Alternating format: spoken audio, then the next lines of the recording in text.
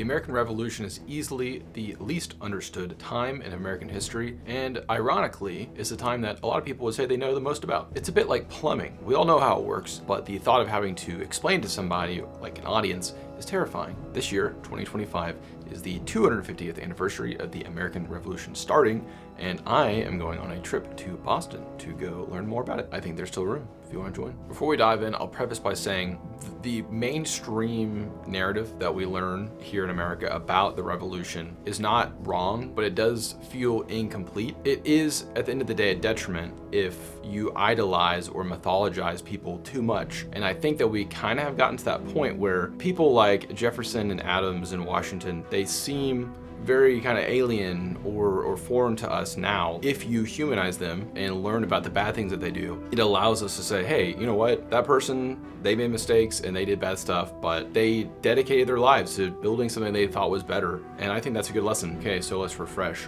Early 1600s, some very pious English people left England and they sailed over here. They landed at Plymouth, Cape Cod area, pretty nice. From then, more and more British people started coming over and put colonies all the way from like Hudson Bay area of Canada all the way down to the Caribbean, like Barbados and Jamaica. A lot of these colonies, and for Britain and specifically like the West Indies, were extremely profitable.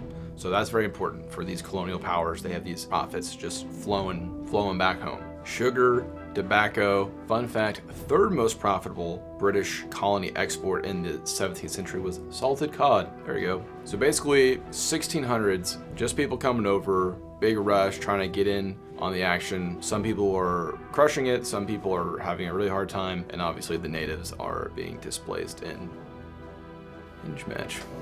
If you didn't already know, the English and the French really hated each other, and they fought a lot. A particularly explosive chapter in the saga occurred in 1688 after the Glorious Revolution in England, where the Protestant English people kicked out the Catholic James II, and the Frenchies tried to restore him back to power. Juicy James II did not return to power, and England and France went back to war and kicked off what is now referred to as the Second 100 Years' War, the second one. The significance of this was that the power structure between the Crown and Parliament drastically changed.